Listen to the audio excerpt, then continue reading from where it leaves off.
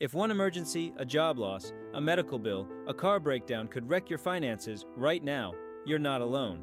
Most people are one bad month away from financial disaster. But here's the good news. You can build a real emergency fund in just 60 days.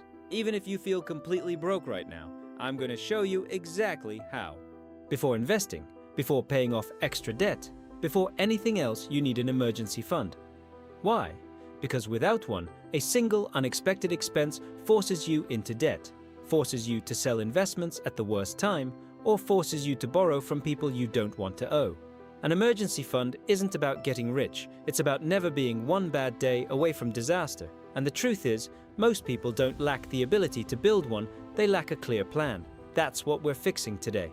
Forget the advice that says you need 6 months of expenses saved before you're safe. That's the long-term goal, but for the next 60 days, your target is smaller and achievable, $500 to $1,000, or 1 month of your most basic expenses. This is enough to cover most small emergencies without derailing your life. Once you hit this number, you can grow it further over time. First thing, open a separate savings account, completely separate from your everyday spending account. This isn't optional. If your emergency fund is sitting in the same account you use daily, you will spend it without even realizing it. Out of sight keeps it out of temptation.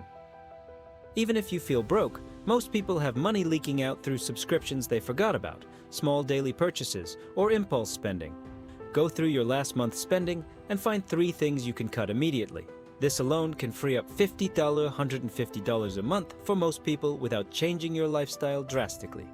For 60 days only, find one way to bring in extra money selling unused items, taking on a small freelance gig, extra shifts, or a temporary side hustle. This isn't permanent, it's a short sprint, specifically to fund your emergency fund faster.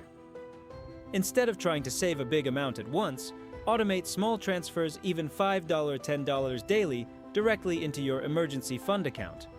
Small, consistent amounts add up faster than most people expect, and automating removes the temptation to skip it.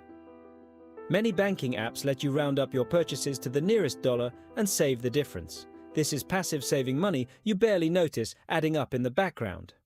Create a simple visual tracker, a chart, a savings jar, or an app where you can see your progress toward your 60-day goal.